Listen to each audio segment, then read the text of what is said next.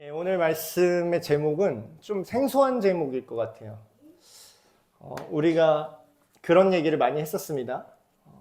하나님께 우리가 충성을 다해야 된다. 하나님께 순종해야 된다. 하나님께 열심을 가지고 열정을 가지고 교회 생활을 해야 된다. 그런 얘기를 저 어렸을 때 특히 되게 많이 들었던 것 같아요. 그때는 뭔가 우리 사회가 다 열심히 하는 분위기였던 것 같아요. 새마을 운동, 그래서 잘 살아보세, 열심히 하면 된다. 그리고 실제로 됐던 시기였어요. 그러다 보니까 우리가 하나님을 믿는 신앙에도 우리의 열정을 가지고 하나님 앞에 나아갔던 부분들이 굉장히 많았던 것 같습니다. 그게 잘못됐다라는 것까지는 아닌데 더 중요한 거를 우리가 생각하지 못했던 것 같아요. 우리가 하나님한테 열정을 드린다고 막 생각을 했는데 가만히 성경 말씀을 보니까 그러면 하나님은 뭐에 열정이 있으실까? 하나님은 뭐에 관심이 많고 뭐에 집중하고 계실까? 그래서 하나님의 열정이라는 제목으로 우리가 한번 얘기를 해보려고 합니다. 이렇게 보시면 열정이라는 단어가 오늘날에는 되게 별로 좀 무가치해진 것 같아요. 옛날에는 조금 그래도 막 열정 막 이런 게 있었는데 요즘 TV에 나오는 문화나 컨텐츠들 이렇게 쭉 보다 보면 옛날에 소년 만화 주인공들은 막 다 열정이 있고 막 그랬는데 요즘 이제 소년 만화 주인공들은 그냥 기력이 없어요. 그냥 주인공인데 그냥 무기력해요. 그러니까 열정이라는 게 보이지 않는 시대를 반응하고 있는 거죠. 반영하고 있는. 근데 우리 스스로도 한번 이렇게 생각을 해봤으면 좋겠습니다. 하나님의 열정 생각하기 전에 열정이 뭔지를 먼저 느끼셔야 되니까. 여러분 인생을 살면서 진짜 이게 너무 좋아서 시간이 아까운 걸 느껴보신 적 있으세요? 제가 옛날에 어렸을 때 게임을 굉장히 좋아했거든요. 물론 지금도 좋아하지만 옛날만큼 그렇게 게임을 이제 못하고 있는데 옛날에 어렸을 때는 그 PC방 지금도 있는데 PC방에 이제 가잖아요. 그러면은 밤을 이렇게 밤새는 그 금액권이 있었어요. 요즘 있는지 모르겠는데 하도 간지가 오래돼서 얼마를 내면 밤새도록 게임을 할 수 있도록 해주는 그런 게 있었습니다. 그때 참 체력도 좋았어요. 지금은 절대로 밤새라고 그러면은 바로 홍알홍알 하고 있는데 그때는요 그게 너무 재밌어가지고 밥도 안 먹었어요. 그러니까 너무 집중을 하면 배고프지도 않은 거 아세요? 너무 몰입해서 하다 보면 시간이 그냥 지나갔어요. 여러분 타임머신 시간이 그냥 가 있어요. 하루가 그냥 지나가 있어요. 거기 너무 재밌고 그걸 너무 좋아하니까 막 그런 거예요. 그 다음에도 그 열정 비슷한 걸 또 제가 느낀 게 제가 한때 음악을 제작하던 그런 시기가 있었습니다. 이제 CCM 음악을 이제 제작하던 제작자로 이제 막 편집을 하잖아요.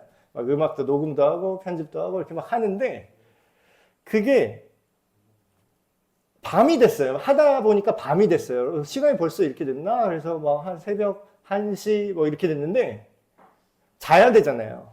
자야 내일도 일을 하는데 자야 되는데 내일이 빨리 왔으면 좋겠는 거예요. 왜 빨리 왔으면 좋겠냐면 빨리 더 하고 싶어서. 그러니까 시간이 너무 내가 이거를 너무 좋아하고 거기에 내 열정이 완전히 쏟아지다 보니까 내가 그거로 인해서 내 몸이 축나거나 다른 것들이 아무것도 생각이 안 들어요. 여러분 살면서 어떤 것에 이렇게 열정을 갖고 살아보신 적이 있습니까? 이 경험이 나쁜 것만 아니라면, 이상한 범죄에 열정을 갖는 게 아니라면, 이런 무엇인가에 여러분이 완전히 빠져들어서, 몰입해서 열정을 갖고 뭔가를 한다는 것은 굉장히 귀한 경험이 돼요. 그것을 토대로 여러분의 인생에, 이거를 이 정도 능력으로 내가 할 수 있구나, 라는 걸 볼 수 있는 그런 기준이 되죠. 근데 이제 열정이란 이런 건데, 오늘 말씀은 이걸 한번 우리가 생각해 보자는 거예요. 전능하신 하나님이 여러분이 믿든 안 믿든 인정하든 인정하지 않든 이 세상의 모든 것을 창조하시고 모든 생명을 지으시고 모든 만물을 지으시고 이끌어 가시는 그 하나님이 강렬하게 열정을 갖고 원하는, 그 성경에 실제로 써 있어요. 하나님은 잠도 안 잔대요. 얼마나 열정적이신지. 잠도 안 자고 어떤 일을 강렬하게 원하신대요. 그리고 그걸 몰두하시고 그걸 향해서 잠도 안 주무시고 쉬지 않으신다. 하나님은 쉬지 않으신다. 그런 표현이 성경에 나오거든요. 여러분, 이거에 우리가 관심을 가지셔야 돼요. 우리가 하나님께 열정을 드리는 것보다 하나님이 뭐에 열정을 갖고 있는지를 아는 게 먼저입니다. 그걸 모르면요, 우리가 하나님을 향해 열심히 할게요, 뭐 교회 생활 열심히 할게요, 봉사 열심히 할게요, 헌금 많이 낼게요, 이런 열정들이 때로는 더 큰 괴물을 만들기도 합니다. 예수님이 제일 많이 욕한 사람이 누군지 아세요? 하나님 안 믿는 그런 교회, 지금으로 말하면 교회 밖에 있는, 뭐 술집에 있는 그런 타락한 사람들을 많이 욕한 것 같잖아요, 예수님이. 저 죄인들 나쁜 놈, 예수님이 이랬을 것 같잖아요. 근데 예수님이 성경에 기록된 바에 의하면 가장 많이 욕한 사람이 믿는 척 하는데 안 믿는 애들이에요. 지금으로 말하면 교회 안에 앉아있는 사람들이죠. 대제사장, 랍비들, 바리새인, 서기관, 강렬하게 욕을 했어요, 예수님이. 왜 그랬을까요? 하나님이 원하는 거를 모르고 지들이 하나님이 이걸 원하겠지라고 하면서 하나님의 이름을 팔아서 하는 짓들이 예수님을 그 누구보다 가장 빡치게 했다라는 거예요. 쌍욕을 뱉을 정도로. 야, 이 독사의 자식들아. 지금으로 말하면 이제 욕설이거든요. 여러분, 그러면 진짜 교회 냄새 나는 거 말고, 기독교 맛, 향, 첨가 이런 거 말고, 여러분, 바나나 우유에 바나나 안 들어있는 거 아시죠? 바나나 맛 우유, 그 유명한 거 있잖아요. 외국 사람들 이제 다 우리나라 와서 특산물처럼 사가는 그 뚱바나나, 뚱캔이라고 하나요? 거기 여러분 놀랍게도 거기에 바나나가 전혀 안 들어가요. 바나나 향, 첨가 이렇게 돼요. 바나나 느낌만 내는 거죠. 여러분, 우리가, 교회가, 기독교가 언제부터 향, 첨가가 됐습니까? 진짜 원래 들어가 있을 그 하나님의 뜻, 하나님이 강렬하게 원하는 거, 본질, 그걸 우리가 잊어먹고 애매하게 교회 나오고 애매하게 헌금 내고, 그러면 이제 예수님을 가장 화나게 만드는 사람이 여기서 만들어지게 되는 거예요. 우리 에베네스의 교회는 그런 사람이 없기를 주님의 이름으로 축복합니다. 예. 자, 오늘 말씀에 이렇게 예언이 나옵니다. 예언. 예수님이 이 땅에 태어날 거를 이미 아주 옛날부터 이사야 선지자가 예언한 내용입니다. 이런 말씀을 하시죠. 전에 고통받던 자들에게 흑암이 없을 것이다. 굉장히 상징적 표현인데, 어둠이 전혀 없게 될 것이다. 옛적에는 여호와께서 스불론 땅과 납달리 땅이 멸시를 당하게 하셨더니, 이게 무슨 뜻이냐면, 이 당시에 북이스라엘 지역이 지금으로 말하면 저 윗동네에 침략을 받은 거예요. 여러분, 전쟁을 겪으신 세대가 지금 아직까지는 살아 계세요, 우리나라도. 근데 많이들 이제 돌아가시는 나이대가 됐는데, 전쟁을 겪으신 세대는요, 굉장히 참혹한 경험을 했습니다. 지금 성경에 이렇게 스불론 땅과 납달리 땅이 멸시를 당했다니까 하나도 안 와닿잖아요. 이거를 우리나라로 바꿔서 설명을 해드릴게요. 우리나라가 침략을 받아서 거기서 사람을 강제로 끌려나가서 죽창으로, 아이고 어린이 친구들 듣는데 수위 조절해야겠네. 이게 통합예배가 이래서 어려워요. 사람을 끌어내서 잡아 죽이던 일이 불과 몇십 년 전의 일입니다. 그래서 저희 할머니들 말씀을 이렇게 들어보시면 그 시대에 사셨던 분들 얘기 들으면 6.25 전쟁 때 길거리에 사람 이제 그런 죽은 시체들이 이렇게 널려져 있었대요. 근데 무섭지도 않았대요. 왜 안 무서웠냐면 너무 흔하게 봐서. 사람이 공포가 처음에 보면은 무섭지 계속 보다 보면 무뎌집니다. 그래서 이거 언제 치우나 그거 생각하셨대요. 그 밟고 막 넘어다니고. 여러분, 스불론 땅과 납달리 땅이 이 갈릴리 지역인데, 여기 아시리아라는 나라의 침공을 받아서 완전히 갈렸어요, 그냥 살육당하고, 그 땅이 그냥 이렇게 문학적으로 멸시를 당했다 이게 아니라 완전히 비참하게 된 거예요. 근데 그런 상황이었는데 이제 나중에는 앞날을 예언하는 겁니다. 앞날에는 나중에는 그 해변의 길과 우리들이 그렇게 알고 있는 그 갈릴리 호수라고 하는 지역 있죠. 그 요단 저쪽에 이방의 갈릴리를 영화롭게 하셨느니라. 이것도 우리가 뭔 뜻인지 모르고 쭉 지나가면은 무슨 얘기지? 하고 그냥 지나갈 수 있는데 왜 그냥 갈릴리 지역이라고 안 그러고 이방의 갈릴리라고 하는지 아시나요? 원래 유대인들은 하나님의 백성으로 그 하나님의 말씀을 붙들고 살아가는 그런 국가였죠. 그러니까 종교와 정치가 하나였어요. 국교가 하나님을 섬기는 나라였던 거죠. 근데 이렇게 침략을 받았는데 어떻게 됐냐면 거기 침략한 그 아시리아의 왕이 어떤 정책을 펼쳤냐면 외부에 있는 다른 이방인 나라들 인원을 일로 데리고 와서 강제 이주를 시킨 거예요. 그리고 반대로 원래 갈릴리 땅에 살던 사람은 강제 이주로 자기네 나라로 잡아가는 거죠. 우리 뭐 익숙하죠? 인간의 역사는 반복됩니다. 이 나라만 유대인만 그런 게 아니라 우리나라 똑같잖아요. 우리나라 막 그 잡혀갔잖아요. 조선시대 잡혀가서 막 연해주로 가고, 뭐 일본으로 잡혀가고, 뭐 중국으로 더 옛날에는 중국으로 막 인간들 잡혀가고, 뭐 일본이 나쁘네, 중국이 나쁘네, 다 똑같아요. 다 우리나라 사람들 다 잡아갔어요.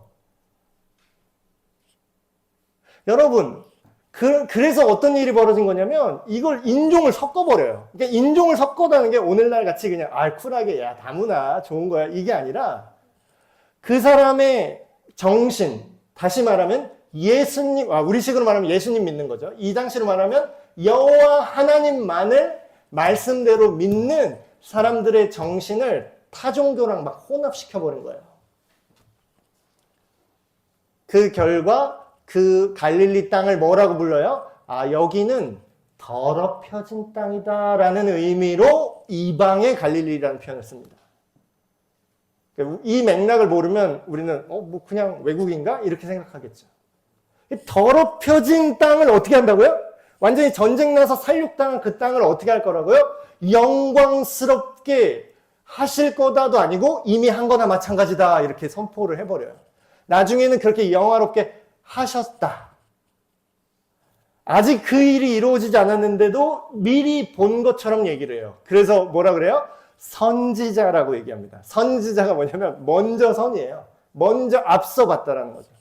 뭐 파시어 뭐 이렇게 얘기를 하는데 이 어둠 속에서 살던 백성이 큰 빛을 보게 될 것이다. 그들이 고통받던 이 삶의 어두운 죽음의 그늘질 땅에 어떻게 될 거라고요? 빛이 비출 거래요. 근데 이 얘기를 하던 시대에는 여전히 그냥 고통받고 있을 때거든요. 주님께서 이 나라를 창성하게 하시면 완전 다 갈려서 망했는데 완전 다 갈려서 망해 있는 상황에서 이 얘기를 하는 거예요. 이 나라를 창성하게 하실 거야. 그 즐거움을 더하게 하실 거야. 마치 추수할 때 이게 많이 맺혔구나. 우리식으로 바꾸면 뭐예요? 와 연봉이 올랐구나. 사업을 했는데 잭팟이 터졌구나. 주식이 300% 올랐구나. 막 이런 거예요. 여러분의 일하던 것이 너무 잘 돼서 수익이 막 증가했다고요. 그런 것처럼 우리가 그때의 즐거움을 느끼는 것처럼 그들이 하나님 앞에서 즐거워할 것이다 라고 예언을 하는 거죠. 자, 근데 여러분 이 복선이잖아요 이게. 근데 하나님은 과거, 현재, 미래를 다 보시기 때문에 이걸 복선처럼 옛날에 이사야 선지자 때 깔아놓으셨는데 우리가 성경의 내용을 읽다 보면 이게 어디서 많이 들어본 얘기 아니에요? 성경에 예수님이 어디에서 제일 많이 사역을 하신지 아십니까? 제자들을 어디서 부르신지 아세요? 첫 번째 설교 어디서 하신지 아세요?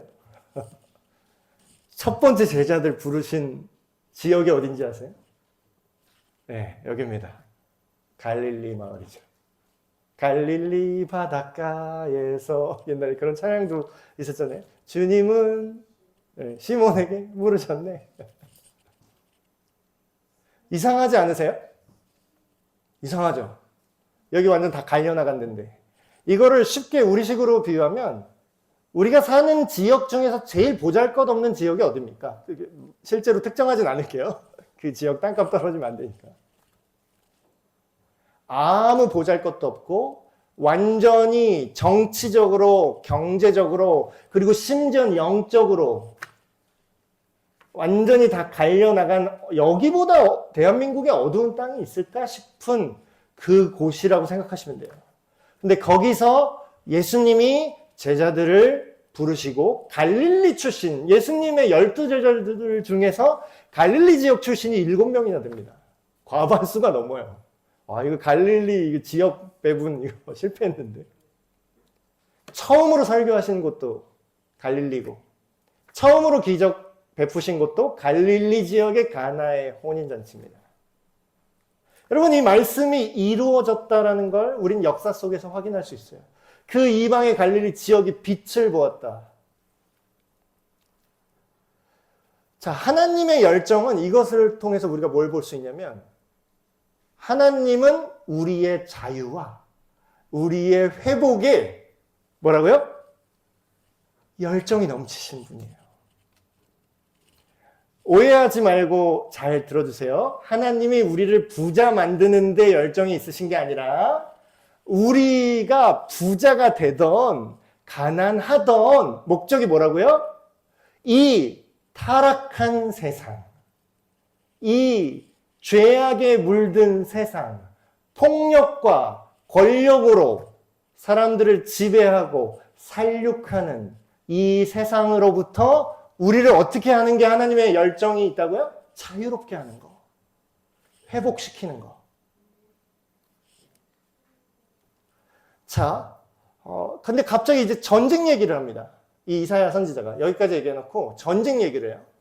근데 여러분, 우리가 나쁜 놈을 그러면 이 세상에 그 우리나라 침략했던 그 나쁜 놈들 있잖아요. 그 정권, 그 중국 황제가 됐든, 일본 무슨 장군이 됐든, 누가 됐든, 북한 쪽이 됐든, 어디든 상관없어요. 우리나라를 괴롭히고 침략하고 고통받게 하는 존재들. 그 대빵만 찾아서 암살하면 문제가 해결될 것 같으세요?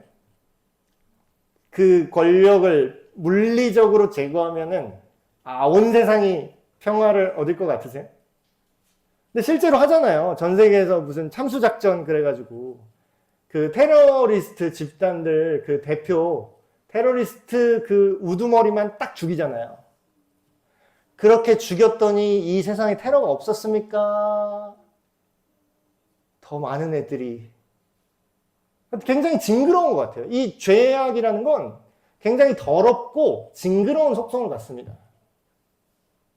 그 거미를 함부로 죽이지 말라 그러더라고요. 거미를 뭣도 모르고 어느 거미인지 모르겠는데 팍 쳐서 죽였어요. 죽였는데 더 조그만 거미들이 바글바글 이렇게 큰 놈을 죽였더니 그 안에서 팍 바글바글. 그럼 그 조그만 거미 언제 하나하나 다 잡을까요? 여러분, 우리의 싸움은요, 어떤 특정 국가와 특정 권력과, 야, 쟤가 나쁜 놈이야. 히틀러가 나쁜 놈이니까 히틀러만 죽이면 모든 문제가 해결될 거야. 어느 정도 해결되는 것처럼 보였는데, 그 안에 자기 민족만 우수해. 우리나라만 최고야. 다른 나라는 미개해. 그런 마음이 인류 안에 없어졌을까요? 여전히 우리 안에 있나요? 국가 간에 얘기할 필요도 없어요. 개인들. 학교 가보세요. 요새 학폭위 이런 거 열리잖아요. 그 부모님들, 애들 싸움이 부모 싸움 되는데 어떻게 되는지 아세요? 우리 애만 제일 중요해요, 서로. 그걸 그냥 똑같아요, 인간은. 그거를 국가 범위로 확장한 것 뿐이에요. 인간의 문제는요, 저와 여러분의 문제는 죄와 악의 문제가 전부입니다. 돈이 없는 거요? 힘든 거요? 건강이 무너진 거요? 다 죄와 악의 문제예요. 성경 말씀은 우리가 어떤 사람과 싸우라고 하지 말고 죄악과 싸워야 된다고 말합니다. 자, 전쟁에 대한 이야기를 해요. 침략당한 이 맥락이니까. 이는 이 빛을 봤다는데 이는 그들이 무겁게 맨 멍에가 그 소들 일시킬 때 무거운 걸 이렇게 지우는 쟁기 같은 거라고 했죠. 그 멍에와 그들의 어깨 채찍과 일시키면 어떻게 해요? 옛날에 찰싹 현대에 이렇게 하는 데는 없잖아요. 저기 어디 염전에는 아직도 이런 데가 있다는데. 그 압제자의 막대기를 이거 설명하고 갈게요. 하나도 안 와닿으시죠? 제가 잘 압니다. 제가 어렸을 때 이런 거 읽으면서 이게 뭔 소리야 하고 그냥 지나간 세월이 많아서. 여러분, 압제자라는 거를 그냥 어린 친구들도 느낄 수 있도록 설명해 드릴게요. 옛날에 좀 어르신들은 좀 이거 알 거예요. 옛날에 소설도 있고 영화로도 만들어졌는데 우리들의 일그러진 영웅이라는 그 소설과 영화가 있습니다. 거기 보면은 우리가 살고 있는 이 큰 사회를 그냥 어느 한 반으로 학교 반으로 축소해서 보여줘요. 근데 그게 이 세상이랑 완전히 똑같습니다. 거기에 보면은 지금으로 말하면 빌런이 나와요. 이름이 엄석대라고 그랬나? 엄석대. 엄석대는 힘이 세요. 그리고 기가 세고 지금 요즘으로 말하면 뭐냐면 일진이에요. 좀 윗세 들어가면 짱이고 더 위로 가면 뭐 캡짱, 뭐 통이라 그러나? 더 옛날 분들은. 여러분, 시대가 달라져도 이 명칭은 계속 이어지는 거 아세요? 옛날 세대는 통이라고 그랬고 그 다음에 뭐 캡짱이라고 했고 짱이라고 했고 지금은 일진이라고 그러죠. 여러분, 인간의 악함은 세대를 계속해서 이어집니다. 그 엄석대가 어떤 짓을 하냐면 학생들 한번 생각해 보세요. 어떤 애가 있는데 얘가 그냥 힘으로 누르는 거예요. 야, 갖고 와. 너 그거 신발 새로 샀니? 근데 더 열받는 건 뭐냐면 나 빌려줄래? 이러는 거예요. 대놓고 뺏으면 또 너무 티가 나니까 난 빌려달라고 했어. 근데 눈빛은 뭐죠? 부드러운 말투와 그렇지 못한 눈빛이죠. 안 빌려주면은 네가 앞으로 이 반에서 사는 게 엄청 힘들어질 거야 라는 걸 눈으로 신호를 보낸 거예요.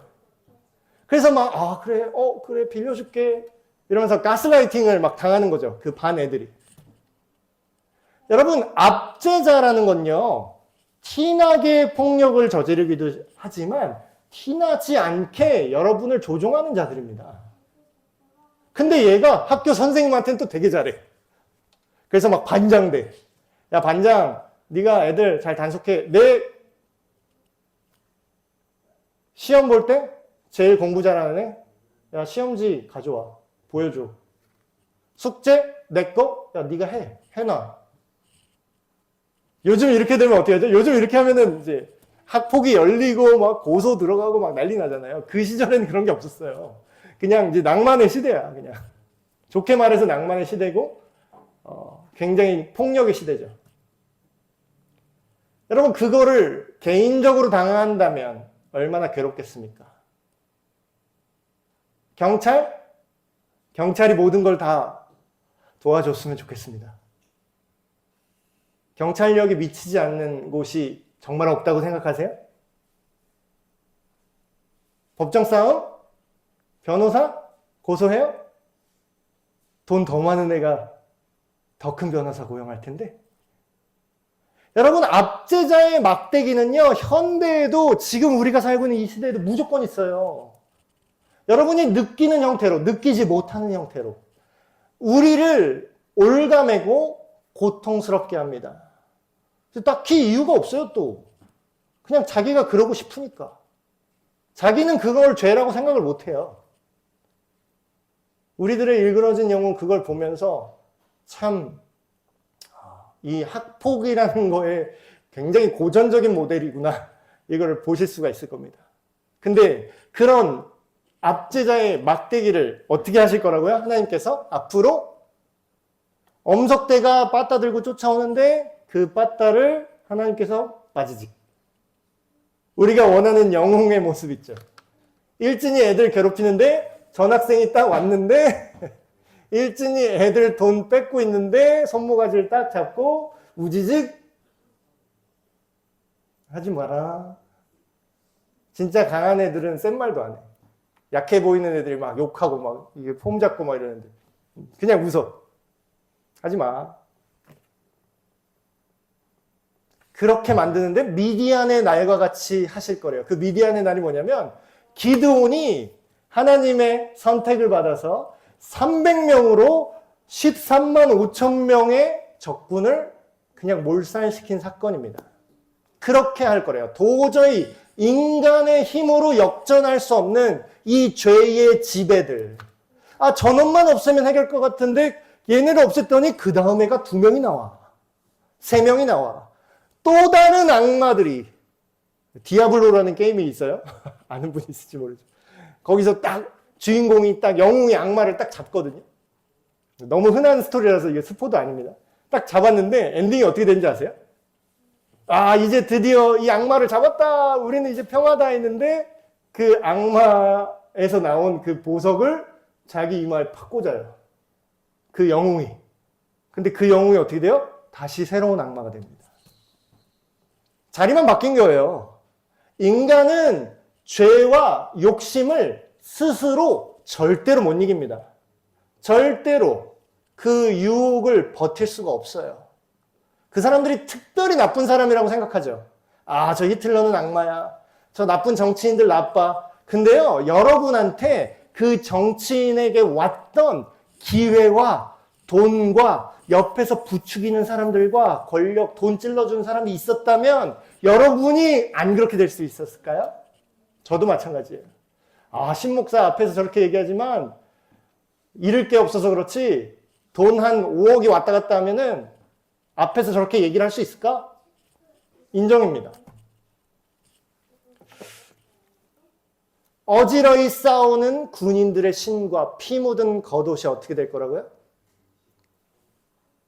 불에 살라질 거래요. 이게 무슨 뜻이냐면 이런 전쟁을 해야 된다는 거예요. 이런 악한 죄악과 하나님의 다스림과 그렇지 않는 악한 존재들과 우리는 전투를 하는데 그 전쟁에서 다 전쟁이 끝나면 어떻게 돼요? 이제 필요 없다는 거예요.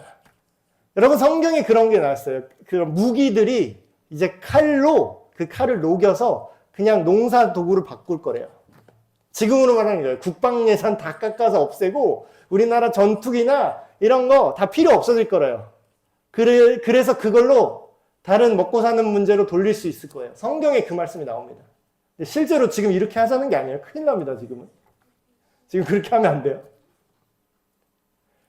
이 날에 그분이 오셔서 이 일을 이루시면 이런 일이 벌어질 거라는 거예요. 더 이상 사람들은 싸울 필요도 없을 것이다. 이런 일을 이루는데 하나님이 가장 큰 열정이 있어요. 이거를 이뤄내는데 저와 여러분 안에 이 세상에 이런 평화가 오게 하는데 하나님은 밤에 잠도 안 오신대요. 근데 그 열정을 이루시는 방법이 있어요. 그 하나님이 내가 이렇게 하기로 결정했어. 우리가 판단할 방법이 아니라 하나님이 이렇게 하기로 했다는 거예요. 하나님의 이 열정을 이루신 방법. 크리스마스 특집입니다, 여러분. 여러분 이거 반짝이고 초록초록 빨강빨강 이것만 생각하시면 안 돼요. 이게 크리스마스의 정신이에요. 어떻게 그 하나님의 열정이 이루어지냐? 어떻게 더 이상 전쟁이 그칠 것이냐? 더 이상 악한 자들이 어떻게 더 이상 태어나지 않을 것인가? 이는 한 아기가 굉장히 생뚱하죠? 한 아기가 우리에게서 태어나게 될 것이다. 한 아들, 하나님의 아들을 말합니다. 한 아들을 우리에게 주셨는데 그 특징을 이렇게 묘사하는 거예요. 그의 어깨에는 정사를 메었고 그의 이름은 여기서 성경에서 이름이라고 말하면 뭐라고 그랬죠?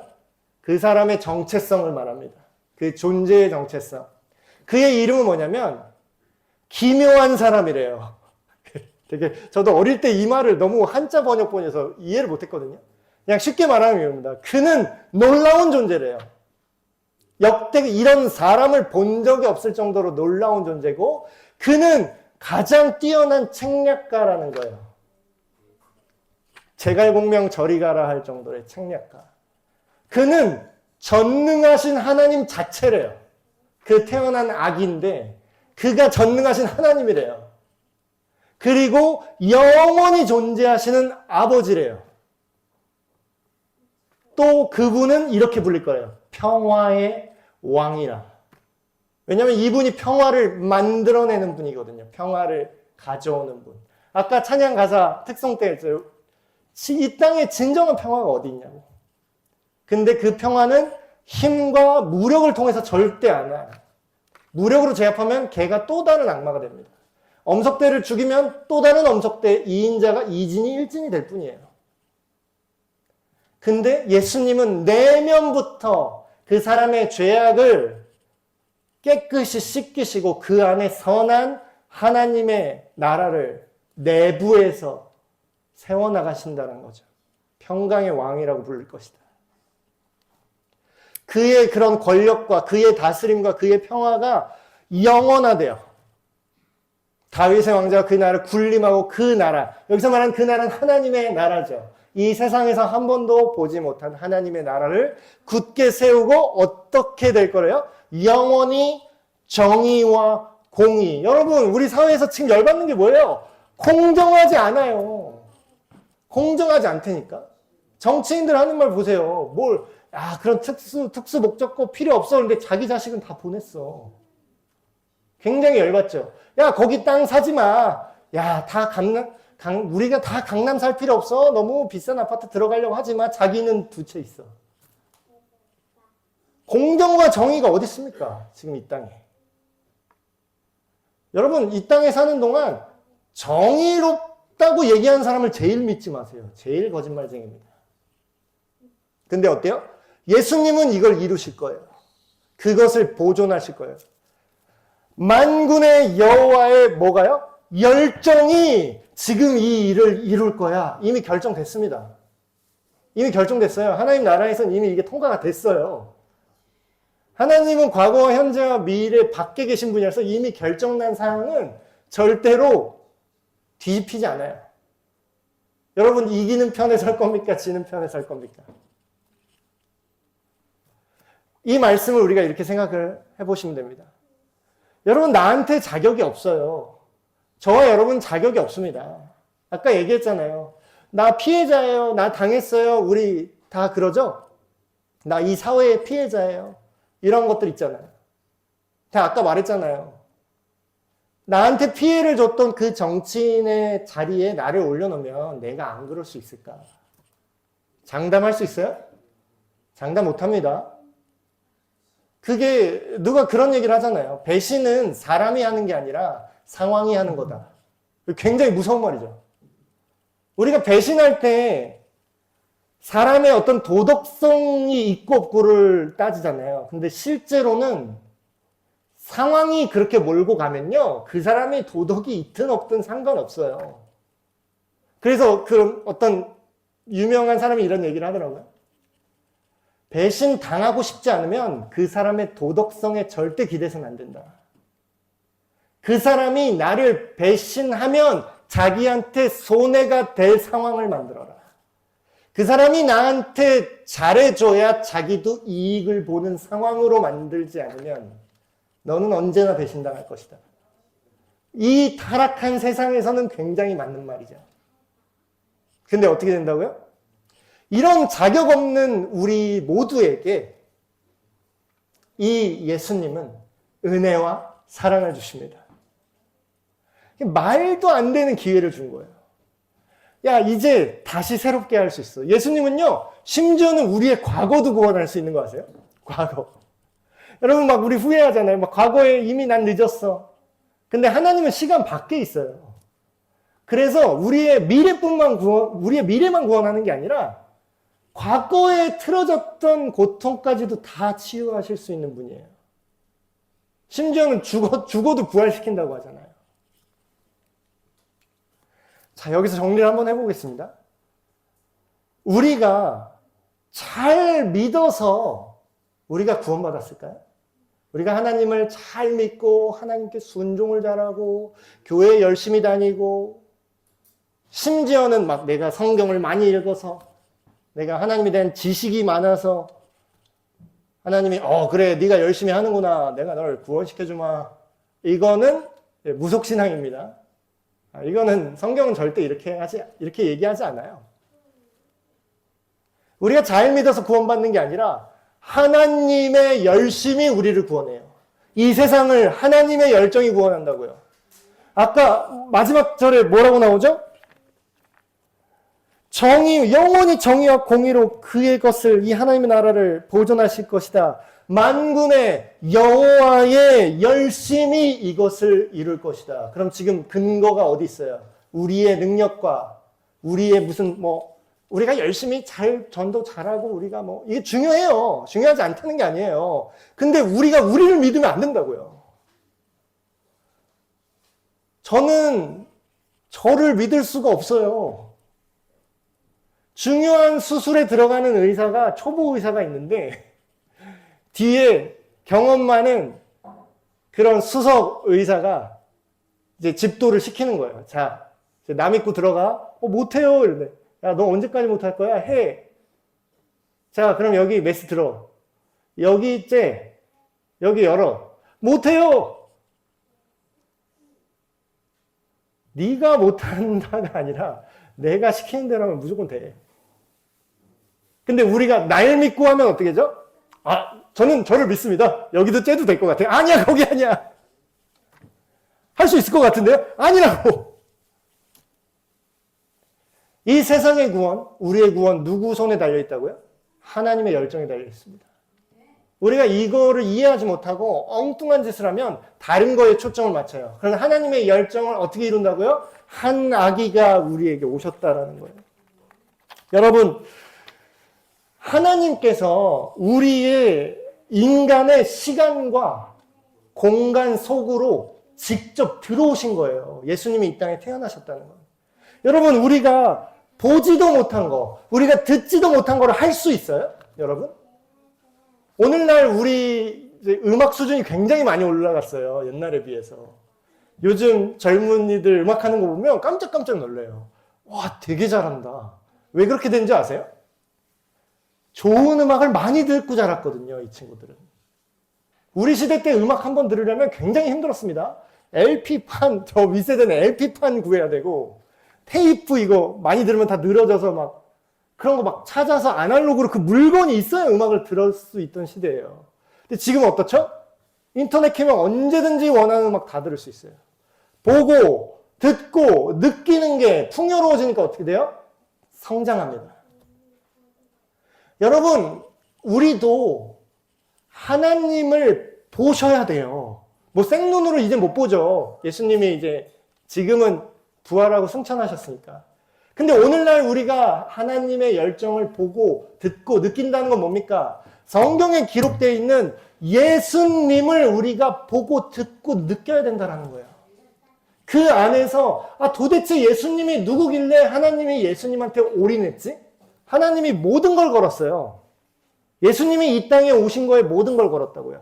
그리고 그 이후로 교회를 세울 거다 하고 교회들을 앞으로 이거를 한 게 뭔지 아세요? 이 예수가 누군지 그냥 증언만 해라. 그냥 전달만 해. 뭐 하려고 하지 마. 부흥시키려고 하지 마. 교회 크게 키우려고 하지 마. 돈 거들려고 하지 마. 그냥 전하기만 해. 제발 좀. 전하진 않는데 딴 거 열심히 해. 여러분, 하나님의 열정이 있는 곳에 우리 열정을 그대로 갖다 놓으면 됩니다. 그러면 알아서 잘 될 거예요. 알아서. 오늘 말씀 마무리 맺겠습니다. 하나님의 열정이 우리를 회복시키고 우리 모든 죄악에서 우리를 자유롭게 한다는 거에 거기에 하나님이 잠도 안 오신다는 게 너무나 다행이지 않습니까? 여러분, 이 하나님을 우리가 바라봐야 돼요. 다른 거, 하나님 냄새나는 거, 하나 복사본, 그냥 곁다리, 그런 거 보는 게 아니라 예수님이 하신 말씀, 예수님이 왜 이 땅에 오셨는지, 예수님이 왜 죽으셔야 했는지, 예수님이 부활하신 건 우리랑 무슨 상관인지, 그것만 계속 얘기하고 있잖아요, 성경은. 하나님의 열정은 예수 그리스도 안에서 우리를 죄에서 자유롭게 하는 겁니다. 그 하나님의 열정이 우리의 삶 속에 그 어두운 구석들 있잖아요. 우리의 내면들. 나를 대통령 만들어 놓으면 나도 똑같이 나쁜 짓 할 것 같은 그 어둠에 이 밝은 빛 대신 예수님이 비치게 하시고 그 하나님의 열정을 우리 안에 받아들이시는 저와 여러분이 되시길 주님의 이름으로 축복합니다.